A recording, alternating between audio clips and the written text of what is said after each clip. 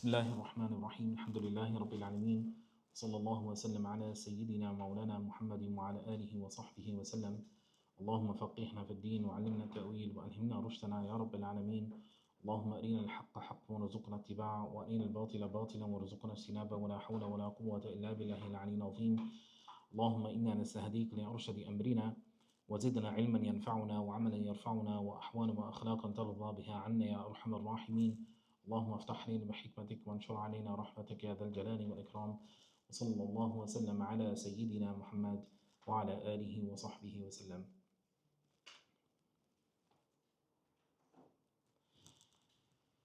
Alhamdulillah, so a warm welcome to one and all to this one-off, I guess, special event, which is the launch of the Ruh Taʿlim al-Mutaʿallim, which inshallah ta'ala everybody has managed to pick up a brand new copy from the table, hot off the press, mashallah, rip off that plastic and smell it.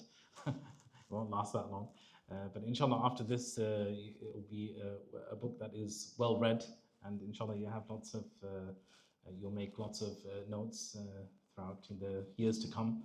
And you'll find it to be something of benefit, as I personally did. And this is a book that I came across a couple of years ago. Something of my story with this book, I guess.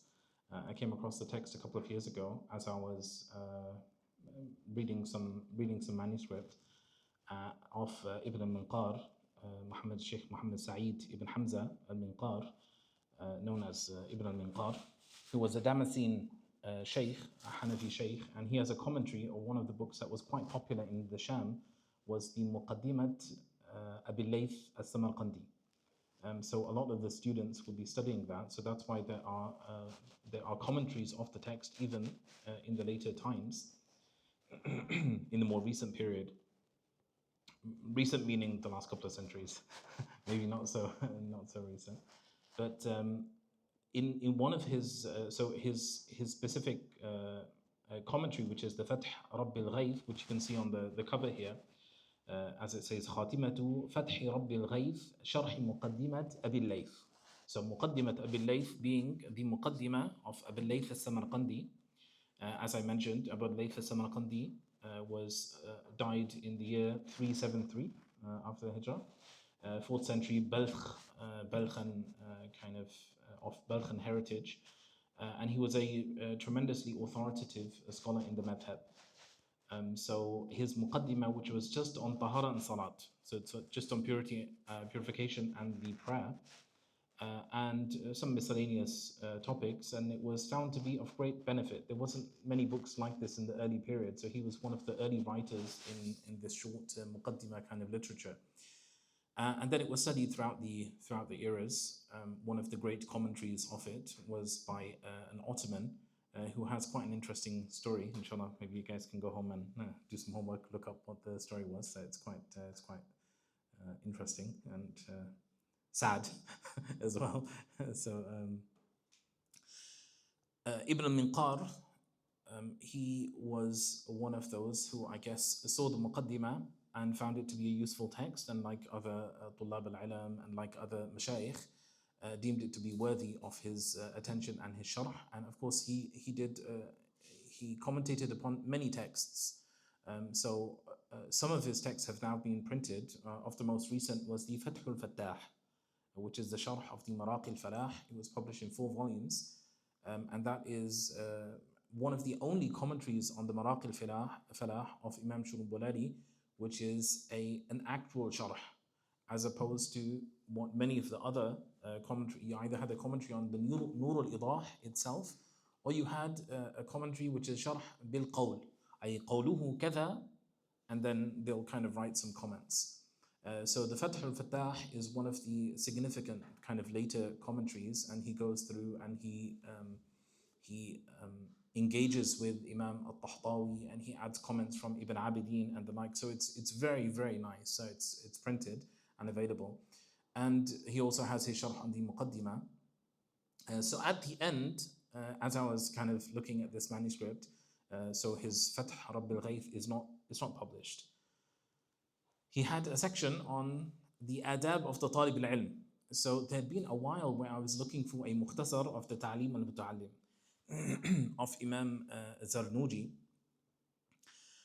who was the student of Imam Marghinani, and also the student of Qadi Khan, and the student of many authorities, and also the Shaykh to Mashayikh after that. So he's part of the Hanafi Asanid, even though we don't know too much about his life. But he, Kathawi in his Kata'ib Alam al-Akhyar, he does dedicate a few, quite a few pages to Imam Zarnuji, even though a lot of it is just kind of talking about his writings and the Ta'lim, for example, because that was basically one book which was just his magnum opus.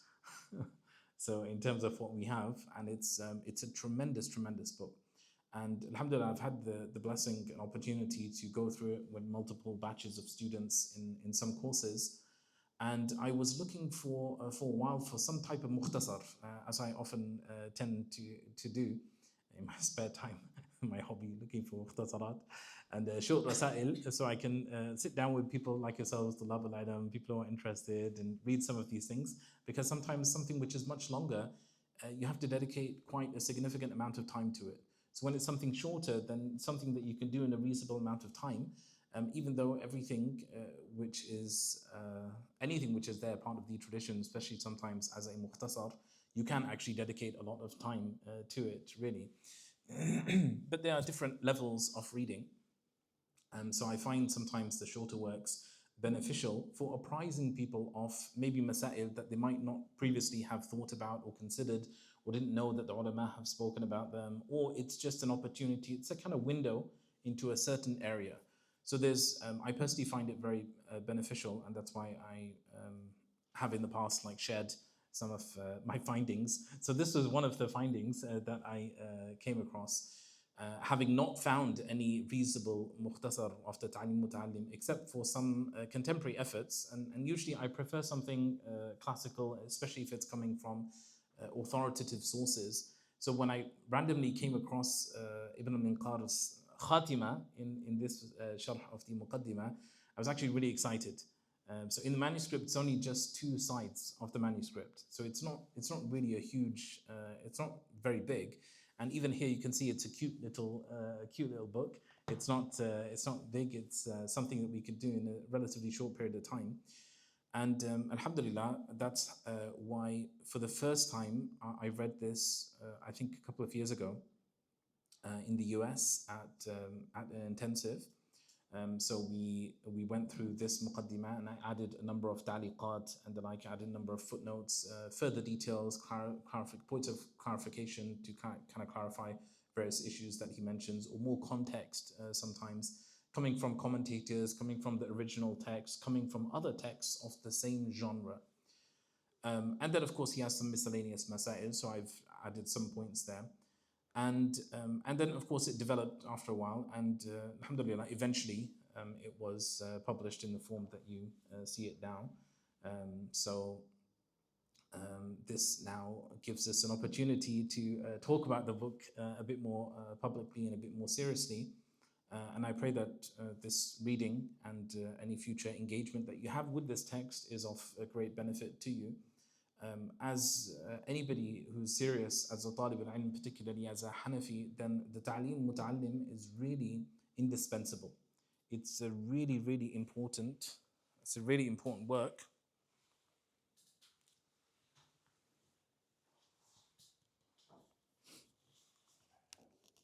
Is it battery?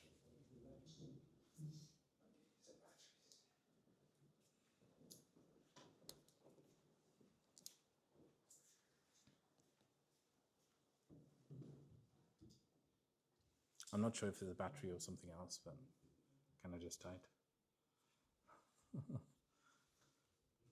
So I'll keep going whilst they search for the battery. But it's a very indispensable text, and it's okay. So alhamdulillah, we're back. Right. It's a Hanafi Karama. I forget anything else. Okay, so Jazakallah khairan. So it's filled with fawaid, it's filled with the statements of his mashayikh. And of course, when we say his mashayikh, Imam Zarnuji's mashayikh, we're talking about people like Qadi Khan. We're talking about people like Imam Marghinani, Sahib al-Hidayah. We're talking about great authorities. And from his perspective, he's talking about his own teachers, and then sometimes just the teachers prior to him. He mentions famous statements, of course, that all of us have heard about Shams al-Imam al-Halwani, for example, not touching a piece of paper without wudu ever in his life. So not touching anything, i.e. that not touching the equipment or the tools that you use for knowledge, except in a state of kamal al-ta'zim, except having full and complete ta'zim for all of the tools of knowledge. So with respect to Sahib al-Hidayah, Imam Zarnuji, Shams al-Imam al-Halwani is only a few people away. I mean, his shaykh is Marghinani. Marghinani's shaykh is Sadr al-Shahid. Sadr al-Shahid's shaykh is Sadr al-Madi. And Sadr al-Madi is a student of Sarakhsi, and Sarakhsi is a student of Halwani. So I made it sound like much longer than it actually was. But you get the point, that it's not that long. It's like your great-grandfather. It's not really, maybe a bit longer than that. But it's not so many people. So it's a lived experience. Like you talk to people, and like Sarakhsi was here, as we would say in England, right? So it's one of those things where people, they knew about these imams. Like if you were in these circles, they knew who these people were. So when these people are speaking and you see how many things they say and the advice they give, you don't find that advice in Imam Marghinani's books. You don't find it in Qadi Khan's books, because there they're speaking in a different way. Here they are speaking from Bab al-Nasiha. And they're trying to give you a sense of how to be a talib al-ilm. And that's what the Taʿlim al-Mutaʿallim, that's what it's really about. That it's teaching you the art of being a talib al-ilm. That what does it mean to be somebody who is seeking the wiratha nabawiyya, that is seeking the prophetic inheritance. And this is the reason why he writes the book. That in the beginning he says that I'm seeing all of these students and they aren't reaching. He says all of these people, they're studying, but they aren't reaching what they had intended to actually attain unto. So what's the reason? It's because they had missed out on the adab. It's because they weren't focusing on the adab. And that's why it's related from some of the Salaf that ما حرم الوصول إلا لتضييعهم الأصول. So they were only prevented from attaining unto what they were seeking because of the tadhiya, because they had literally left aside and wasted away the foundations. That when you don't have those foundations in place, then nothing else will be built. If you're trying to build a house, you can't build a house without foundations. So that's why people try to do all the performative stuff beyond that, of studying the sharh and studying the hashiyah and studying this book and that book and the other book.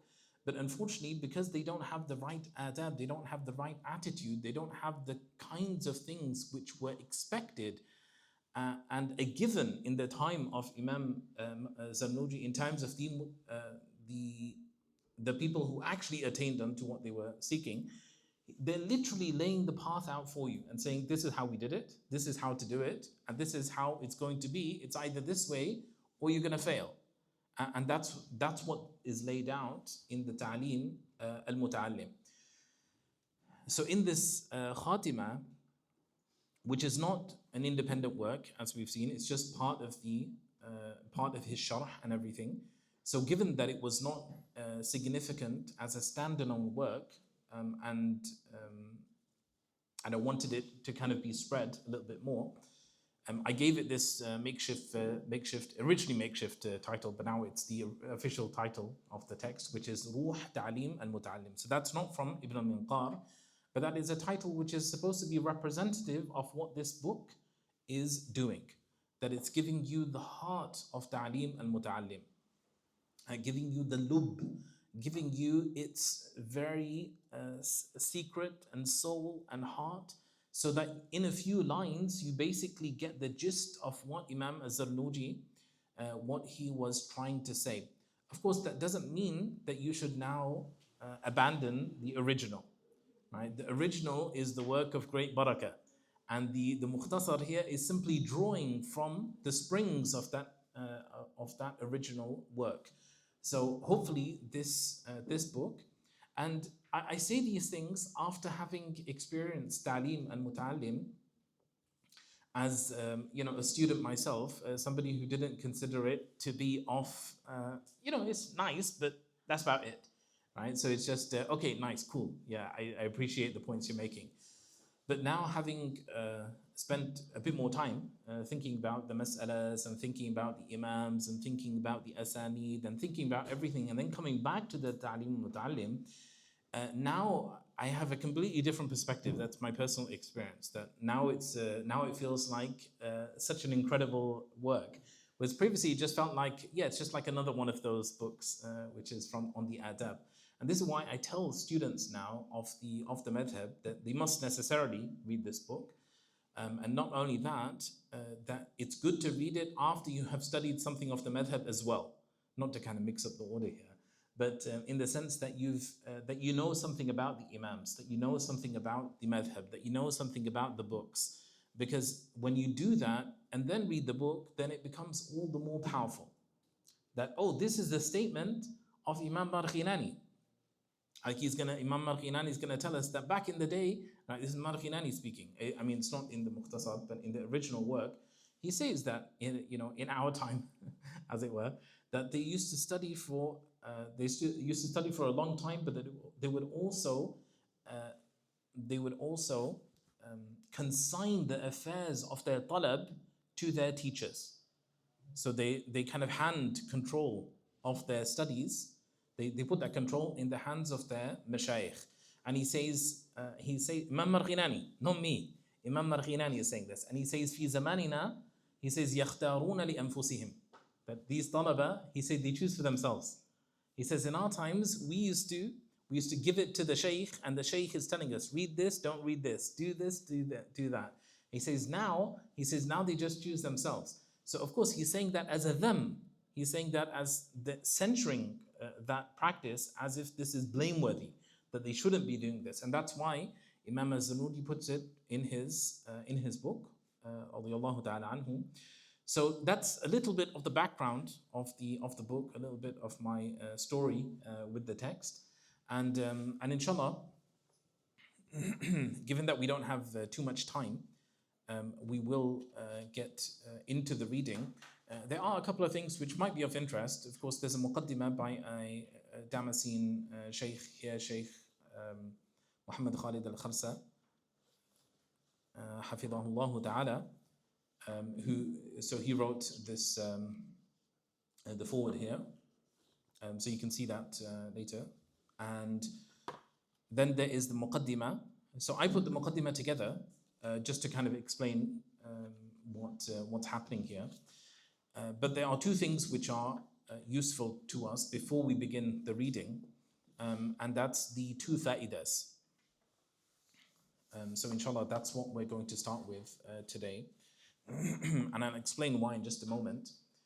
Of course, we've all braved the weather today and made it out, even though the Hanafis said that if it's raining, you don't have to go to the congregational prayers and you don't have to do like a bunch of stuff when it rains. But mashallah, it shows a great mujahada for all of you to come out despite the weather and despite all of the mawani', and some of you, of course, coming from out of town. So inshallah, we ask Allah subhanahu wa ta'ala to bless all of you, and inshallah bless our majlis, our little setting here, and our sitting together for the next couple of hours or so.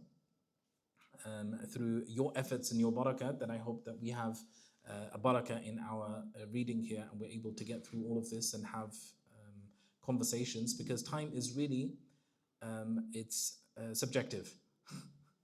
Right? So there's some element of objectivity in it, but there's something about barakah. There's something about barakah that people can have in time. This is why one of the things that one of the things which will come up in the footnotes here is an idea where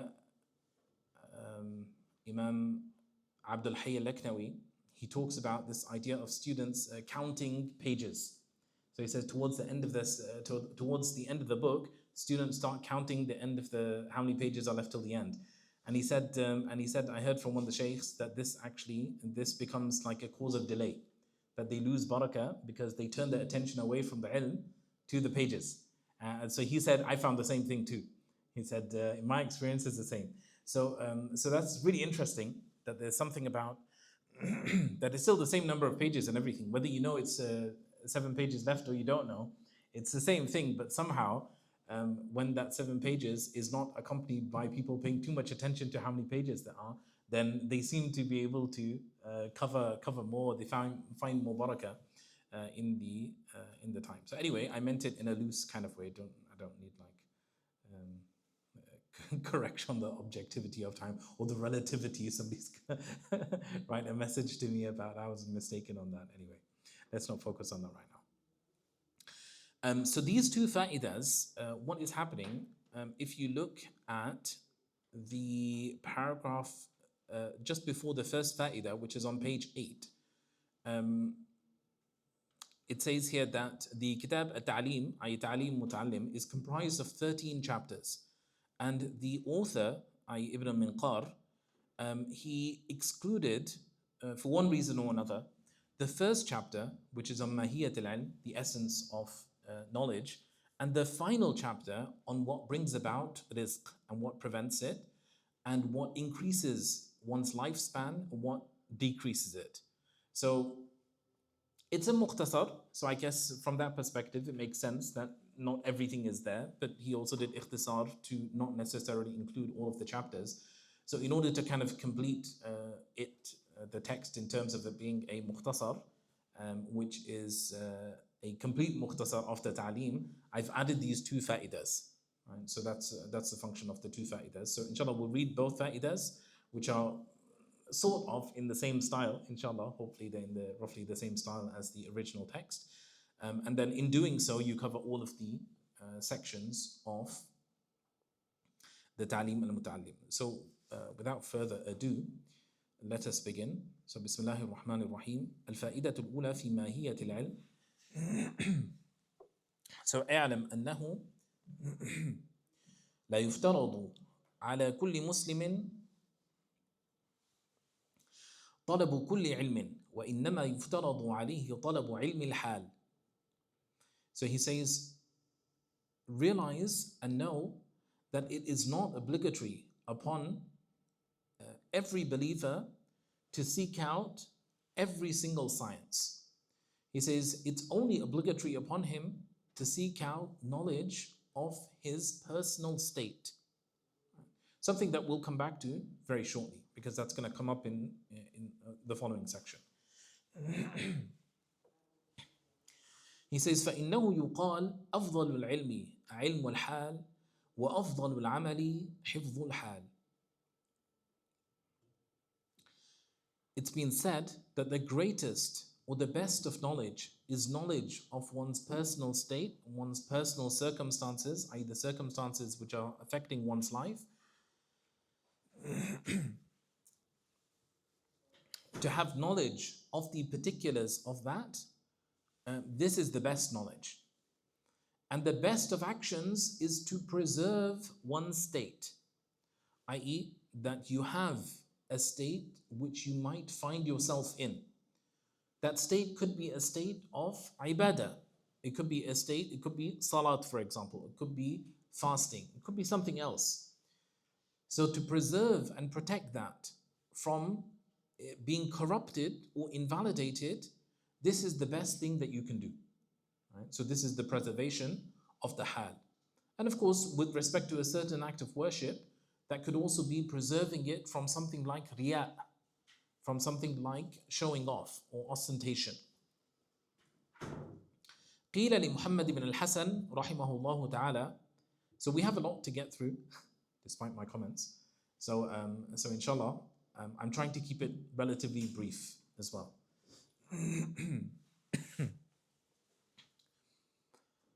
So قيل لمحمد بن الحسن رحمه الله تعالى لما لم تصنف كتابا في الزهد. So it was said to Muhammad ibn al-Hasan, who was a student of Imam Abu Hanifa, why did you not write a book on tasawwuf, right? On ihsan. Zuhud is how they would refer to piety in their times, right? So that's why a pious person was the zahid. And that's why they always talk about the Imam, so and so, Shamsul Imam, al-Zahid, right? Al-Imam al-Zahid. So what they mean by that is that this person is pious. So قال صنفت كتابا في البيوع. So what does Muhammad say? Which is a bit of a strange response. He says that I authored a text on transactions, on buyu', on sales. So then, recognizing the confusion of the listener or the questioner, he says يعني الزاهد من يتحرز من الشبهات والمكروهات في التجارات. He says the pious man is the one who watches out and avoids doubtful matters and disliked actions in transactions. وكذلك في سائر المعاملات. And the same applies to all engagements and transactions and the like. He says وكل من اشتغل بشيء منها يفترض عليه التحرز عن الحرام فيه. So what he means by that is that whatever a person engages in, then they would avoid the shubha, they would avoid the makruh, the disliked thing, any doubtful matters, and they would avoid that which is haram. So if you do that in your transactions, then you would do that in your other activities, day-to-day activities as well. And in doing so, you are a zahid. Right? So that's his response. And he says that anybody who is busy with something, he says يفترض عليه التحرز عن الحرام. يفترض عليه التحرز عن الحرام فيه. Anybody who is, this is part of the ilm al-hal, that anybody who is occupied by anything, then they have to know what is impermissible in that particular thing so that they don't fall afoul of the sharia. قال الإمام أبو حنيفة الفقه معرفة النفس ما لها وما عليها. Really famous statement of Imam Abu Hanifa, that fiqh is knowledge of the self, what is for it and what is against it. And there are some interpretations by which you can include everything of the Sharia, which is quite popular within the statement, which is why some of the ulama, in order to make it applicable to what is fiqh in the later period, because in the earliest period, it's just fahm of the deen, just more generally speaking, more broadly speaking. So it includes within it the masail of iman, the masail of ihsan, as well as the masail of Islam, i.e. what we would now term as fiqh. And this is how it's used. مَن يُرِدِ اللَّهُ بِهِ خَيْرًا يُفَقِّهُ فِي الدِّينِ. For example, فَلَوْلَا نَفَرَ مِن كُلِّ فِرْقَةٍ مِّنْهُمْ طَائِفَةٌ لِيَتَفَقَّهُوا فِي الدِّينِ. Right? So whether it be in the hadiths of the Prophet ﷺ, that whosoever Allah subhanahu wa ta'ala wishes well for, He grants him a deep understanding of the religion, which is the fiqh fi din. And with respect to the verse, that not everybody should go out and fight, but some of them should remain behind so that they can gain knowledge of the religion and then teach those people when they return. So this is the early idea of fiqh, and this is why Sadr Sharia, this is why he adds the idea amalan. So he adds the idea of amal with respect to your outward actions. So that's how you make it specific. That's how you make it specific to fiqh as we would consider it. But just as an aside for anybody who is interested, there is an additional part which is mentioned, which I've only seen mentioned by Imam al-Safar in his Talkhis al-Adilla. Sometimes the Hanafi majesty is like a bit hard for microphones, so that's why the microphone experiences it and then it becomes too heavy and it just goes into a spiritual state, so it refuses to comply. Come on, it's okay. Right? Yeah.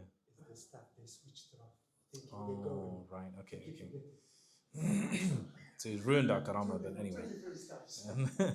Has nothing to do with the Shafi'is. He said it has nothing to do with the Shafi'is. We never said it had anything to do with the Shafi'is. He said that.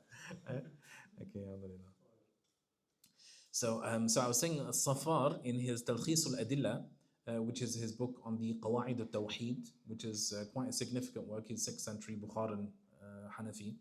And he adds something to this, which is وَإِنَّمَا هُوَ مَسْحَةُ اللَّهِ فِي الْقُلُوبِ, that it is the dyeing or the hueing of Allah subhanahu wa ta'ala on the hearts, which is that when somebody acts in accordance with this, then the light of that impacts their heart.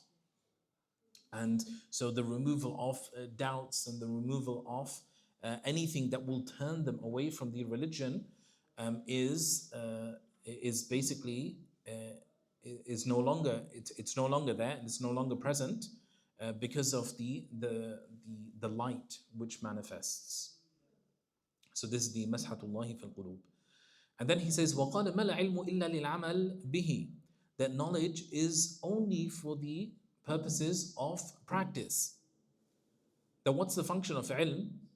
Ilm is for amal. It's not simply for the sake of gathering ma'lumat. It's not simply for the purpose of just gathering points and data points. He says وَالْعَمَلْ بِهِ تَرْكُ الْعَاجِلِ لِلْآجِلِ كَذَا فِي كِتَابِ التَّعْلِيمِ.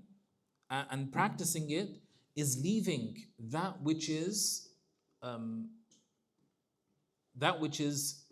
the present and in the now for that which will come later on, right? So that which is going to be hastened for you, which is something in this life, and putting that off so you attain unto something in the next life.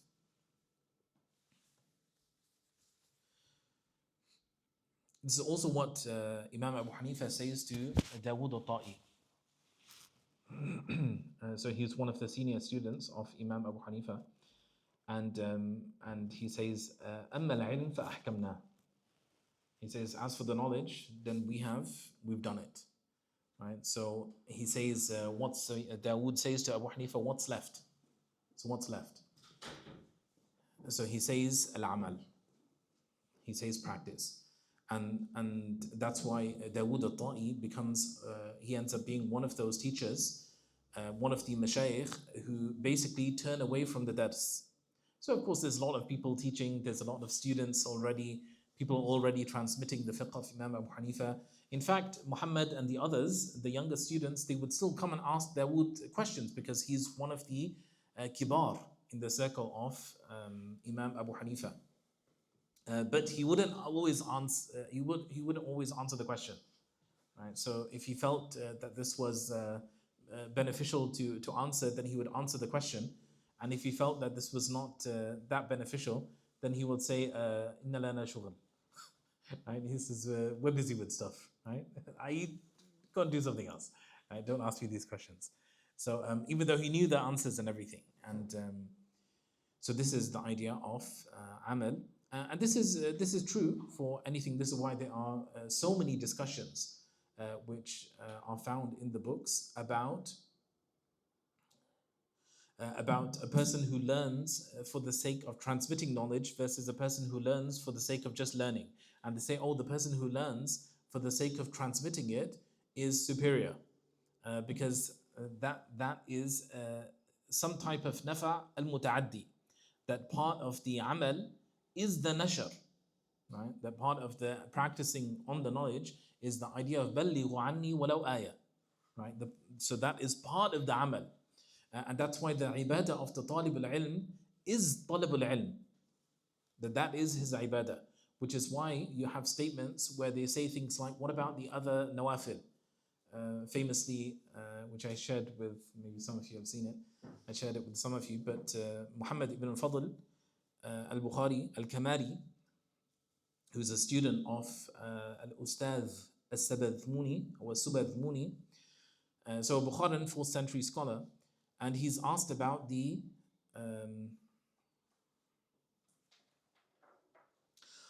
Salatul Tasbih. Everybody knows Salatul Tasbih? So he says about the what do you think about this for a faqih? So he says that's ta'atul amma. He says that's the worship of the common folk, right? I.e., what does he mean by that? He means that the talib al-ilm, he has a different shughl, right? And that is afdal lahu, because he is able to do something else. But if he chooses this, then he's chosen to do the mafdul and not the fadil, which is the better thing to do. So then he was told, but so and so the faqih does it. He says, laysa bi faqih. Right? So this is mahiyat al-ilm. Okay, then الفائدة الثانية. So second فائدة فيما يجلب الرزق ويزيد في العمر. So that which brings about provision and increases in one's lifespan. ثم لا بد لطالب العلم من القوت. So the طالب العلم must necessarily have provision. If you don't have any provision, you can never do طالب العلم. Like, this is just, unfortunately, certain ideas might be prevalent in people's minds. They might have inculcated a sense of freeness to طلب العلم.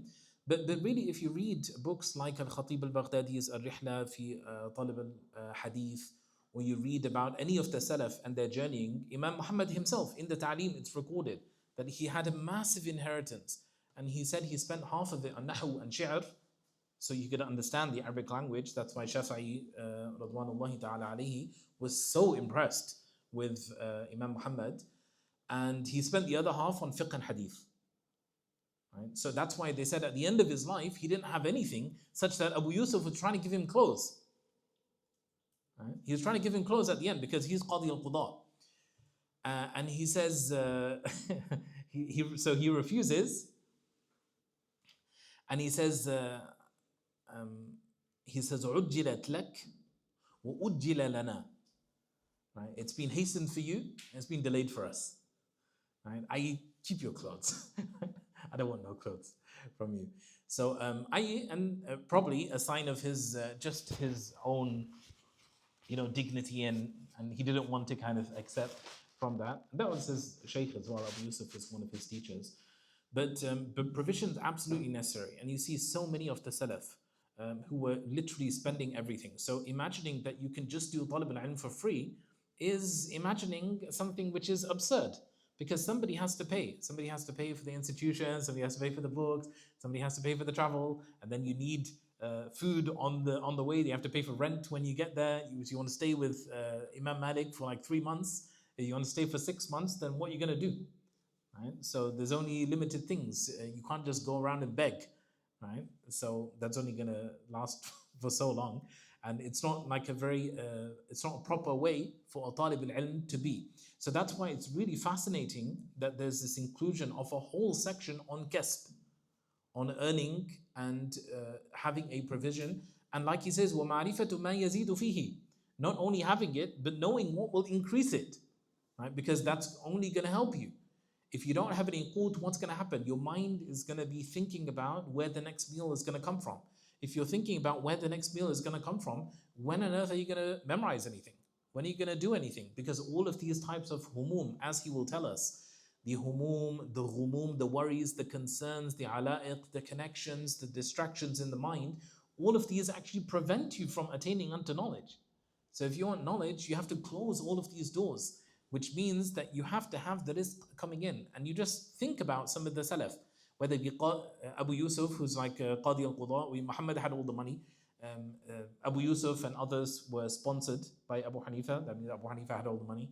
And similarly, those after, it's a similar story. If you look at them, they all had money right up and down, right up until the recent period. Like if you look at the Mashayikh, I think it was the father of Abdul Hayy al-Laknawi. I might be mistaken. It might be somebody else. Another Laknawi. But I remember the story, which just shows you the extent to which they were concerned and serious about knowledge. He sold his home to buy the hashiyat of Imam al-Tahtawi on the Durr al-Mukhtar. Can you imagine? honey, let's go. Yeah, we're just going to the street. Just a second. Okay, take my keys. Give me the hajjat tahtawi. Right? And it's like, don't worry, honey. We'll find a new place. So, but they were very, very serious. Of course, yeah, that's another story. Like whether he had a family at that time or anything, and of course you can't put your family and everything at risk as well. That's not like a fatwa or anything, but it's just a story to show you the extent to which they were serious about books and knowledge and everything. And it's and this is why they say it's Shaykh Abdul Fattah Abu Ghudda, rahimahullah ta'ala, that fakhruhu aina, that the fakhr of the tajir is where? It's in his products and everything. So where's the fakhr of the talib al-ilm? في عقله, he did say. So it's fi. Anybody else? Yeah. It's in his books. That's his fakhr. Because the books are the means to the knowledge. Right? So if you don't have any books, how are you going to learn any knowledge? Of course, you have the teacher and everything, but the point is that there's a world of tafasir and kutub and fiqh and everything that you won't have access to. And then how are you going to progress in your knowledge if you don't have access to books? We're going to see later Imam Marghinani telling Imam Zarnuji to go and find a book of Imam Abu Hanifa. So I mean, that's what I mean. So even Marghinani and those guys, they all know, right? They know that you need books. So he has a book, the Hidayah. How are you going to get the book? You have to ask somebody to either do your own copy of it, or you're going to ask some scribe to give you a copy of it, and then you do tasheeh and everything with the shaykh. But nothing happens without money. So that's really, really important. So there has to be something there, and that's why somebody gets sponsored and everything. Then that's a great khair, that something is there. But you have to recognize that the problem is sometimes that when people get things on a platter, they don't appreciate them. Just like what happens if you get, if somebody gives you like a nice, something nice, like a nice phone. So let's say you got a nice phone right now, and then you went outside, you dropped it, you got to your car, you realize you dropped it, it's middle of the night, somebody's probably taken it, it's been like a bit of time now. How sad are you going to be? Probably not that sad. You're going to be like, well, it was free anyway. Like, I'm a bit disappointed, but I didn't have to. But imagine now you paid like £1,000 for it. And then you walk to your car, then you realize you don't have it. Now you can be crying till Fajr. And then after Fajr till Dhuhr. Right? You're crying for the next few days, maybe the week. Or 3 days, because the Hanafi say 3 days. So you cry for 3 days. But that shows that you don't value things when they're free. When somebody gives you something for free. And that's why when you get something for free, you're supposed to value it much more. Which is really interesting how when you give a gift, the Hanafis say you can actually take the gift back. Right? And there's also a sunnah of mukafa. Now, of course, it's makruh and impermissible. You're not supposed to take the gift back. But that's something that the Prophet ﷺ cautioned against. And that's quite vile behavior. But the point of, there's a sunnah of mukafa'a, a sunnah of giving some. So that's really interesting. That even when you get something for free, there's something that you're supposed to give back as well. So there's nothing really in life. And that's why if you think about everything, even in the Quran, Allah subhanahu wa ta'ala tells us that even paradise is not free. You're not getting into paradise for free. إِنَّ اللَّهَ اشْتَرَى مِنَ الْمُؤْمِنِينَ أَنفُسَهُمْ وَأَمْوَالَهُمْ بِأَنَّ لَهُمُ الْجَنَّةِ. So your very soul and your wealth and everything you have has been purchased from you. You have sold your soul for paradise to Allah subhanahu wa ta'ala. Right? And through that sale, you have attained unto paradise. So nothing is free. This is the sunnah of the world. Right? That somebody paid. And that's why the Quran speaks so much about مَن يُقْرِضُ اللَّهَ قَرْضًا حَسَنًا, that who will give this goodly loan. Right? And that's why the Prophet ﷺ talked about ihsan, to the so much so with respect to looking after aitam, masakin, and all of the people who are needy, just the fuqara generally speaking. That's why the Sahaba, the Prophet ﷺ said that so much, and the Sahaba took it on to such a degree that some of the Sahaba said, ذهب أهل الدثور بالأجور, that the people of wealth have just run away. They've run away with all of this, with all of the reward. So what is there left for us, like fuqara? What do we have? And then the Prophet ﷺ consoled them with various forms of sadaqat, of tasbih and ta'leed and so on and so forth. Anyway, something to keep in mind. It's a bit of an ishara here in the text. He says, وَمَا يَزِيدُ فِي الْعُمْرِ وَالصِّحَّةِ لِيَتَفَرَّغْ لِطَلَبِ الْعِلْمِ. So can you see again how it's important to know what will increase your health, because you need that. If you're sick, you can't do talab al-ilm. How are you supposed to do talab al-ilm if you're sick? So that's what he said, you have to know what is good for you so that you can actually engage in talab al-ilm to begin with. وأقوى الأسباب الجالبة للرزق إقامة الصلاة بالتعظيم والخشوع.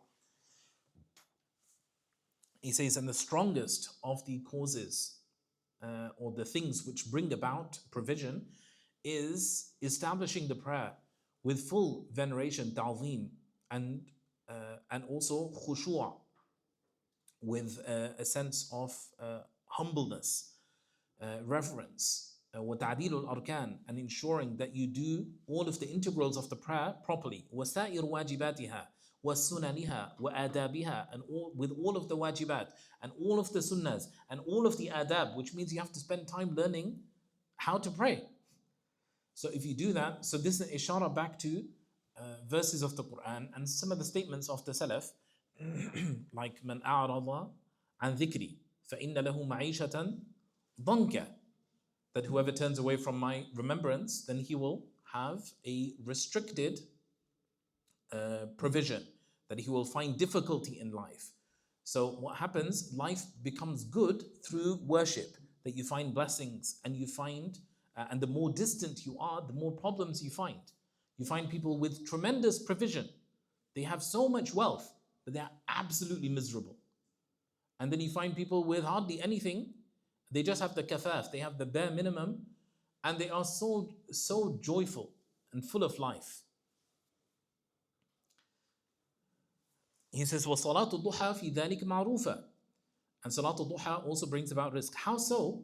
Salatul Duha is done in the morning times. And the Prophet ﷺ, he blessed, بَارِكْ لِأُمَّتِي فِي بُكُورِهَا, that he said that he asked Allah subhanahu wa ta'ala for blessings for the ummah in those early morning times. So if you pray the Salatul Duha, you're more likely going to get to work, and as a result, you're going to bring in rizq. So these things are not like magic tricks. Like you just, it's like an abracadabra thing. You just pray Salatul Duha and it's like, oh, where's my rizq? It doesn't work like that. They are indicative of something. They are indicative of certain ma'ani. He says, وَقِرَأْتُ سُورَةِ الْوَاقِعَةِ خُصُوصًا بِاللَّيْلِ وَوَقْتِ النَّوْمِ. Why? Surah Al-Waqi'ah, again, Surah Al-Waqi'ah is not like a special thing. You just read it and then, you recite Surah Al-Waqi'ah, and then all of a sudden you're going to have like 20 pounds, like you're going to find a 20-pound note under your pillow or something. That's not how it works. There are ma'ani in Surah Al-Waqi'ah by which you recognize where rizq and everything comes from, and that gives you a ghina of the qalb. Right? And so you don't have a dhiq and a faqr of the qalb and everything. It's not literally about I've been reciting Surah Al-Waqi'ah for 17 years and I'm still faqir. Right? I'm still poor.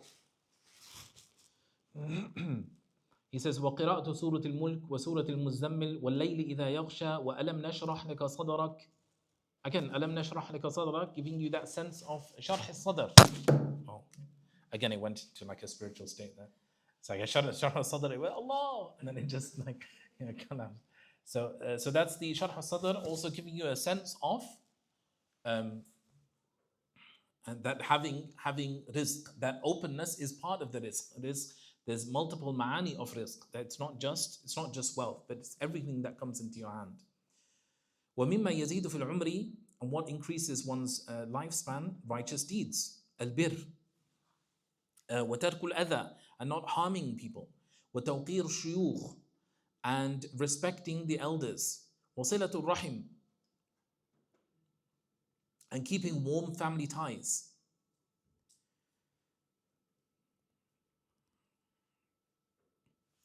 كذا في كتاب التعليم. So these are other things which, again, I'm not going to spell every last thing out, but inshallah, these are things that you can think about. So how do these types of things increase in one's lifespan? So one thing is that I'll give you like an ishara.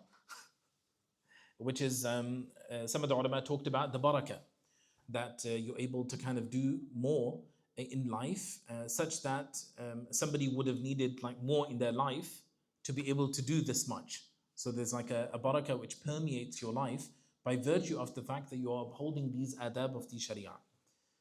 Okay, so if we fast forward now, those are the first two fa'idas. What page is it? It doesn't have a page number. 19. So this is the beginning of the text now of Ibn al-Minqar. He says, خاتمة تتعلق بذكر فوائد نقلتها من كتاب التعليم وشرحه وغيرهما. So this is the concluding section, remember, of his sharh that we talked about at the beginning, which pertain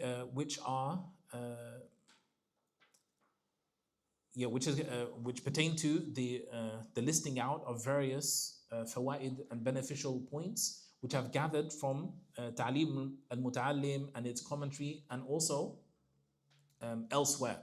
He says, نافعة للمبتدئ إن شاء الله تعالى. So he says, inshallah, they are of benefit to the beginner student. أي beginner, and also mutawassit, and also the muntahi. That you have to have these adab at every point of the tariq. Just like the ulama of tasawwuf talk about, that there's no point at which you can kind of turn away from some of the akhlaq, or you stop doing tawbah now that you're at the end. That's not how this works.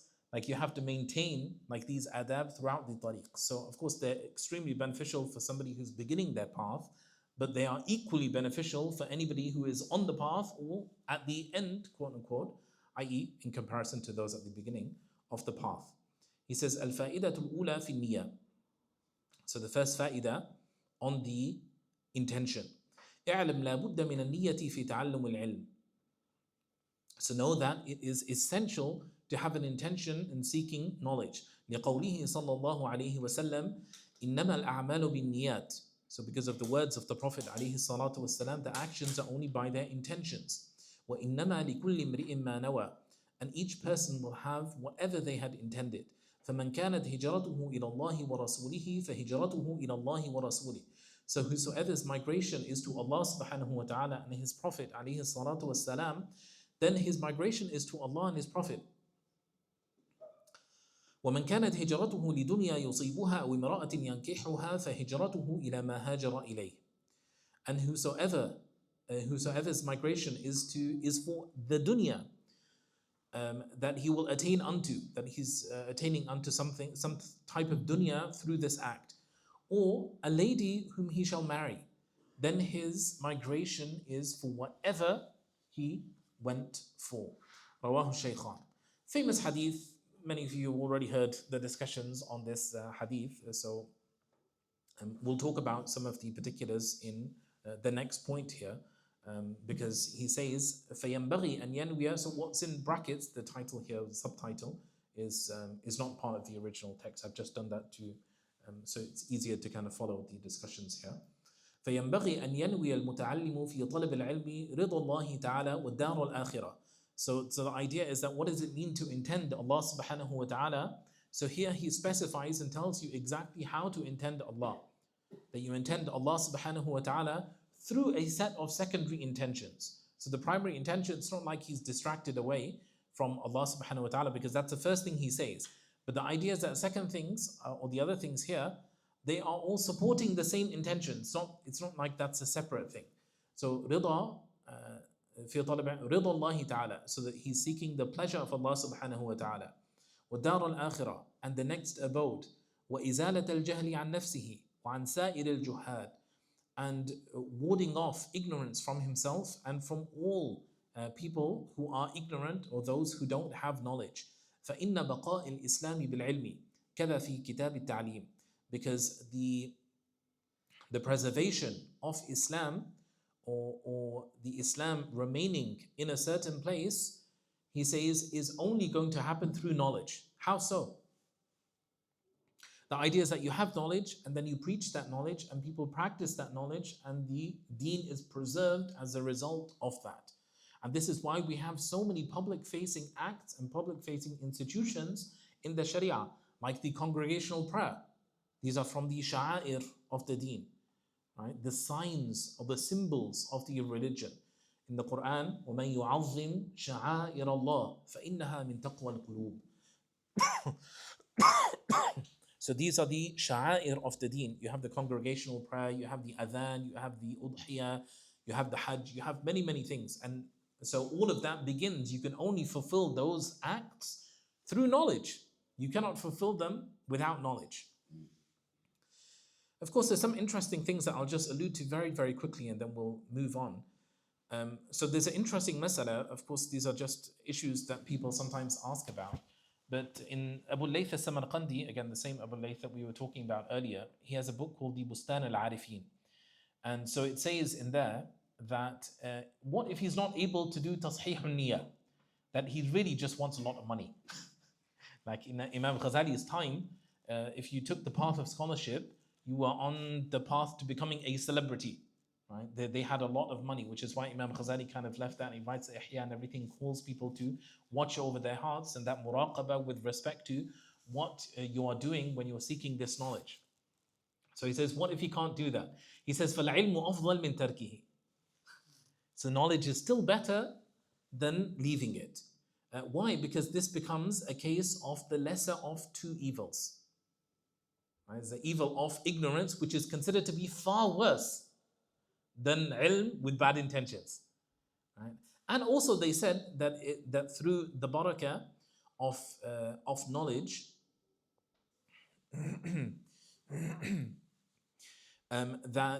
it is hoped that a person, even if he started off with the wrong type of intention, then his intention will be corrected. There will be a tawbah, right? Through the barakah of the ilm and through the barakah of engaging and the suhbah of these mashayikh. Because that's what he's doing when he is with the words of the shaykh, that he is in the suhbah of that shaykh. So being in the suhbah eventually is going to be mu'athira. Right? That suhbah is eventually going to rub off.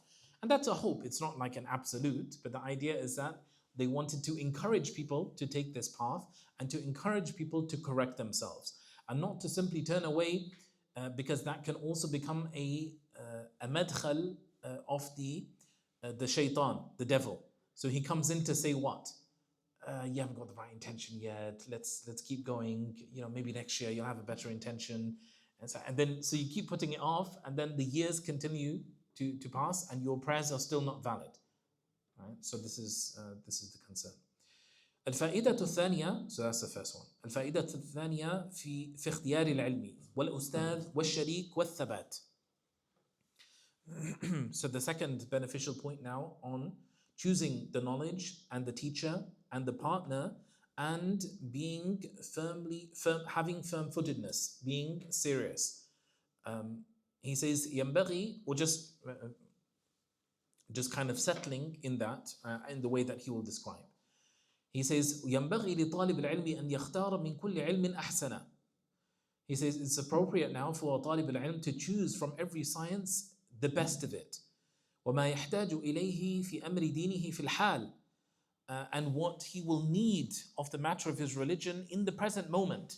So in the present moment, this is the ilm al-hal that we talked about earlier that I said would come. So of course I'm skipping a lot of the footnotes, but inshallah that's something that you can read at a later point. I will point this one out though, because point number one here is quite important. Where in the Tabyin al-Maharim of Sinan ad-Din al-Amasi, who was an 11th century Ottoman scholar, he was called the Shaykh al-Haram. So he was like the Shaykh of the Haram or something. So he says that you have to have so many knowledges, i.e. so many different types of knowledge to complete your ilm al-hal, that people sometimes they think it's just like tahara and salat or something. So he says no. He's لا شك في فرضية علم الفرائض الخمس. You have to have knowledge of the 5 obligations of the Sharia. He says وعلم الإخلاص, and also the science of sincerity. لأن صحة العمل موقوفة عليه. وعلم he says وعلم الحلال والحرام, and also the science of the halal and haram. وعلم الرياء, and then the knowledge of ostentation. So you have to know what riya is, what it looks like, what its cures are.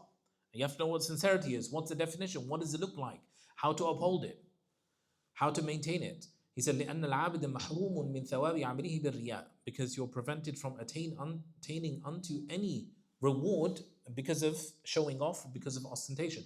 وعلم الحسد والعجب, and the knowledge of envy and conceitedness. إذ هما يأكلان العمل كما تأكل النار الحطب. So they consume good works like fire consumes wood.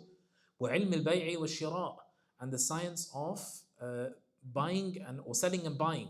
والنكاح والطلاق, and marriage and divorce. لمن أراد الدخول في هذه الأشياء, for anybody who wishes to do any of, if you want to buy, you want to sell, you want to get married, or somebody wants to get divorced. How many people now divorce in a way which is impermissible because they never knew? How many people fall afoul of the Sharia in their marriages because they don't know their wajibat?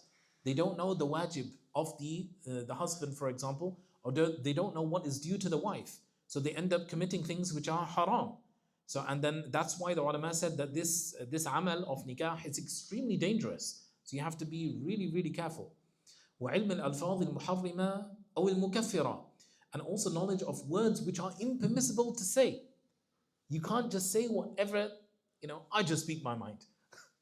Right? No. You are supposed to control yourself. كف عليك هذا. Right? The Prophet ﷺ, ثكلتك أمك يا معاذ. Right? May your mother be bereaved of you. وهل يكب الناس على وجوههم أو على مناخرهم إلا حصائد ألسنتهم. And our people not dragged face down into the hellfire except as a result of what their tongues have harvested. Right? So it's extremely dangerous. And also mukaffirat, people uttering words and saying statements that they should never have said, which leads to disbelief. This is a statement of kufr. That has immediate ramifications for your marriage, which is why the Hanafis said that it's actually recommended to renew your nikah every 2 weeks, every fortnight. Right? Masjids will make a lot of money. Right? The Imam wants a quick buck. Right? So what does he do? He just renew everybody's nikah every now and again. So why did they say that? They said that because there were so many people who were so oblivious, and they utter so many words which are extremely dangerous. There are entire books written on this, on al-Fadh al-Kufr. So you have to be very, very careful. So anyway, so that's a list of things, ilm al-hal. So that's a reasonable amount to work on. People who imagine that it's just a couple of things, and mashallah, I did my ilm al-hal or fard ayn. Sometimes we can refer to it as fard ayn. It's the same thing. Right? The fard ayn is actually more than just your tahara and salat. Of course, the tahara and salat are really important, but you have to start somewhere else actually. That's why he says, ثم ما يحتاج إليه في المآل ويقدم علم التوحيد أولا. So you start with علم التوحيد. You start with aqidah, because iman is the basis. It's the foundation. If your iman is off, then all of your a'mal will not count for anything. ثم الفقه. And then you turn to fiqh. Right? So once you've done تصحيح of i'tiqad, then you turn to تصحيح al-a'mal. And then you do تصحيح al-qalb. So it's in that order. Iman, Islam, Ihsan. He says, وَأَمَّا اخْتِيَارُ الْأُسْتَاذِ. So as for choosing a teacher, of course, this teaches us something really, really important here, that there was something a bit more. Nowadays, a lot of people, it's institutionalized study. So you don't necessarily choose any teachers. You just choose the institution. But in the past, and even in the more recent past, whether it be in the subcontinent, whether it be in the Ottoman lands, they would choose the shaykh, or shaykh was appointed for the talib. And it wasn't, so even Muhammad Zahid al-Kawthari, rahmatullahi ta'ala alayhi, it's the same thing. That's how he studied. They would have all of the mashayikh that were there, the 20 shaykhs who are available basically. And this shaykh is the shaykh who is going to graduate you now. He's going to teach you everything. Of course, there's other mashayikh who are also going to teach you, but the point is that this is the person who will issue you your ijazah. The whole point is that this is a maqam of responsibility, of taklif. It's not just supposed to be you come, you give your time, you give you 20 minutes, wa alaikum assalam, right? And then you walk out, and it's not my responsibility. I mean, the institution is going to give the certificate, not me. So this is a bit of flipping of the script. So what he's talking about, again, you would choose Imam Marghinani, right? Or you would choose Qadi Khan. So that's what he's describing. فَيَنْبَغِي أَنْ يَخْتَارَ الْأَعْلَمْ وَالْأَوْرَعْ وَالْأَسَنْ. So you should choose the person who is most knowledgeable, or the person who is most scrupulous, and then the person who is the oldest. So this is, if you recall, this is the same order for the congregational prayers. That first you choose the person who is most knowledgeable, and then the person who is has the most scrupulousness, and then the person who is, so if they're equal in those things, then you choose the guy who's older. That's the last one. But you don't go to, let me go to the really, really old sheikh. Right? But actually he's like Hoja. You know Hoja? Nobody knows Hoja? Nasruddin? Mullah Nasruddin? So it's like, no, never mind. I was just going to say, it's like you chose the old guy, or the guy with the biggest beard, the biggest turban, which is how sometimes people judge now. But he ends up being Mullah Nasruddin. Go home. When you go home, inshallah, go read about Mullah Nasruddin. Yeah, that's the guy. Yeah, everyone write it down. Mullah Nasruddin must do homework. Ustad is also a really interesting word. Abu Saʿid al-Khadimi notes that Ibn Kamal Pasha said that it's a Farsi word, which is ust, or what is it? Yeah, ustad, which is Sahib Kitab. So the ustad, and that's why ustad in the Central Asia, that was the highest maqam.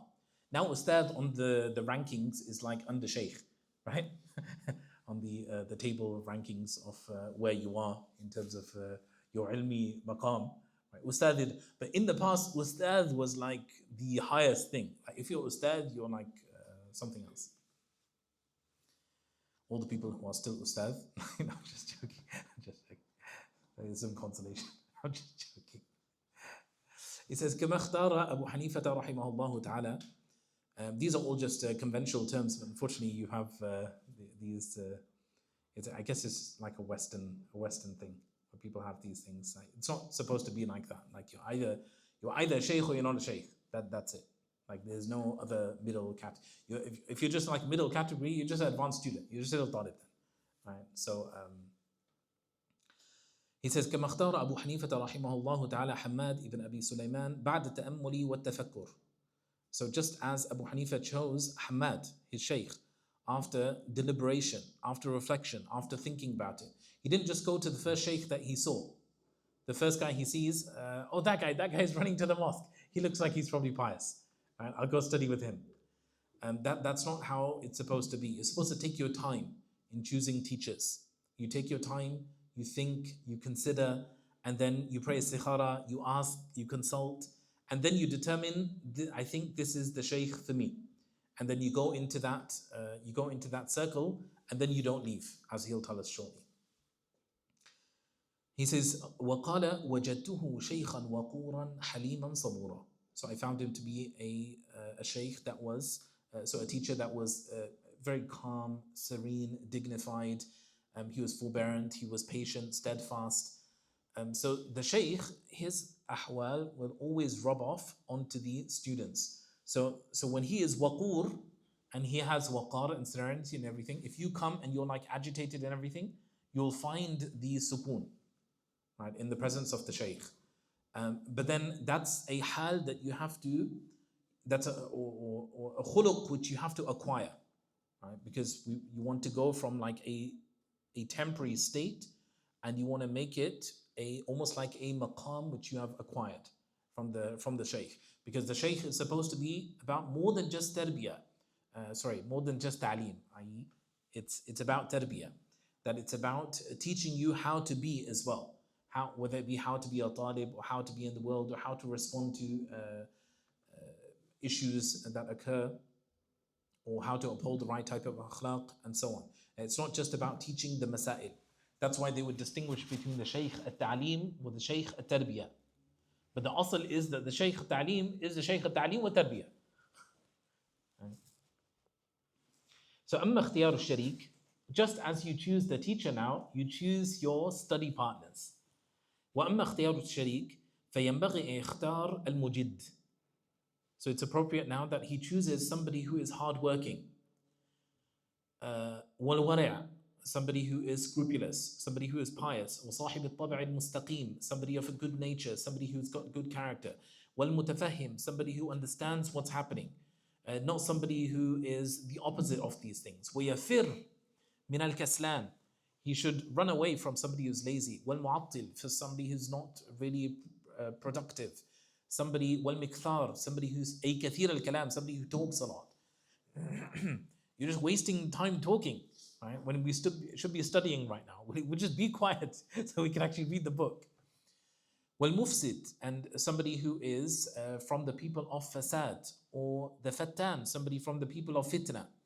كما قال الشاعر, this guy always wants to debate somebody. Like yesterday you started طالب العلم, today he wants to debate. It's like, this is not the guy you want to hang around with. He's going to have a bad influence on you. So you want to find the right type of character, the right type of person. عن المرء لا تسأل وأبصر قرينه فإن القرين بالمقارن يقتدي. He said, don't ask about a person and look to his friend or his close companion, because his companion is going to follow the person who is a companion, whom he is a companion of. فإن كان ذا شر فجانبه سرعة. So if you see his companion and he's an evil or bad person, then you know that I shouldn't be with this person. وإن كان ذا خير فقارنه تهتدي. And if he's a good person, if you see khair from him, then that means that he's been affected by this person. So that's a good sign. الثبات في العلم. He says, وأما الثبات فينبغي أن يثبت ويصبر على أستاذ.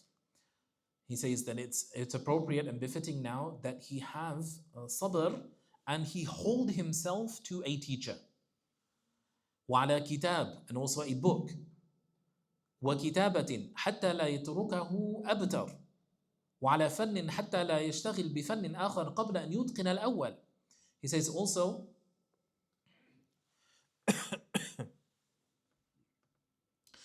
he says,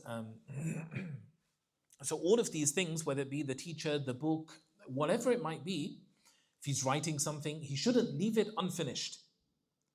It becomes unfinished business. This is going to harm him. وعلى فن, and also a particular science or topic, so he shouldn't move to something else before he's completed the first one. And that's why there's a tartib in terms of how you study. You don't simply go and study, start studying tafsir. But you haven't studied like Arabic, you haven't studied logic, balagha, sarf, you haven't studied like the ulum al-ala, the ancillary sciences which will allow you to understand the text and the nusus and understand how the ulama are speaking. So you can't just jump ahead to all of that. He says, وَعَلَى بَلَدٍ حَتَّى لَا يَنْتَقِلَ إِلَى بَلَدٍ آخَرٍ مِنْ غَيْرِ ضَرُورَةٍ. And similarly, a place.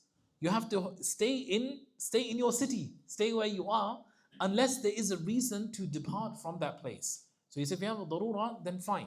If you don't have a darura, then you should benefit from the scholarship in your city. There's no need to go anywhere else looking for the grass being greener on somewhere else, unless of course there are no reasonable options where you are. فإن ذلك كله يفرق الأمور ويشغل القلب. So all of those things, they separate your matters, they make things difficult for you, they busy the heart, ويضيع الأوقات, and they waste time, ويؤذي المعلم والمتعلم, and they harm the teacher and they harm the one who is studying. Everybody is harmed by this. When you take that shaykh and you take him for a certain period of time and he's dedicated so much to you, and then you turn around after a while and say, yeah, I don't really care for this anymore. And what happens? Then he loses heart, and then he is hurt by your behavior and everything, because this was supposed to be a relationship for life. But what happens? You've turned away. It's almost as if you have left the battlefield.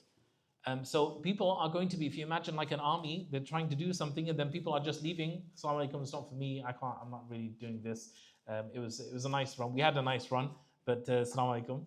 And how are people going to feel? Like, we need you on the battlefield. That's why I spent like the last 13 years training you how to run up and down that hill and do this and do that. And I like told you all of those things, so now we could actually use you. So if you just depart, then you've ruined everything. So that's why they say that the talib is harmed now by virtue of the fact that he harms the teacher. So because he's harmed the teacher, he's harmed himself. And that's why they say that people who do this, people who jump around from one teacher to another teacher, they're at the third teacher, and before long they're at the 15th teacher, right? And then all that happens is that they have no barakah in their learning. Whereas what is supposed to happen is, of course, study with a second teacher and a third teacher and a fourth teacher. But after you have completed your studies with your first teacher, you complete your studies, and that's why many of the mashayikh, as we talked about Marghinani earlier on, they would ask their teachers for permission to move on to somebody else. Like, I take your permission to kind of do this, that, or the other. Of course, that would also be understood from the perspective that somebody is graduating, or they might be going back to their home, they might be doing this, that, the different things which might be happening in life, which means that they can't necessarily always be so consistent. But then the teacher and the mashayikh have to be people of nasiha as well. So if they are people of nasiha, then it doesn't become a nafsi thing, that it's this is my student and I don't want to, there's nobody else who's good enough, nobody else is worthy, right, of you. Which might be the case, but the point is that that if he's a shaykh of nasiha, then he will allow, right, the person to go. But the point is that if you look at Abu Hanifa, when did he leave Hamad? When did he leave him? He passed away. What about Abu Yusuf? When did he leave Abu Hanifa? Sorry? Send him to the what? No. When does he leave Abu Hanifa? Abu Hanifa passed away. It's the same thing. So although they mention these types of things, they're trying to teach us a sense of adab. Like, so Imam Zarnuji studies with Imam Marghinani, but he also studied with Qadi Khan. But you can imagine that he would have received some type of idhan to study with, because Qadi Khan also speaks very highly of Imam Marghinani. Right, so you can see there's some type of ilaqat there, that we're all on the same team, and he's benefiting from the majalis and the circles of the mashayikh that are around in that area. Okay. So we have about 10 left, inshallah. So we'll have our Hanafi Karama after the break. So inshallah we'll have a break now, and then we'll break for Salatul Isha. So we'll pray Salatul Isha upstairs, and then we will have lunch. So you might have to, unfortunately I do apologize, but you might have to clear your tables just so we can have our, sorry, I said lunch, I mean we'll have dinner, and then we can tidy up and put everything back, and then we'll have the second part of the session. So jazakumullahu khairan wa sallallahu wa sallam ala sayyidina Muhammad wa ala alihi wa sahbihi wa sallam. Alhamdulillah rabbil alamin.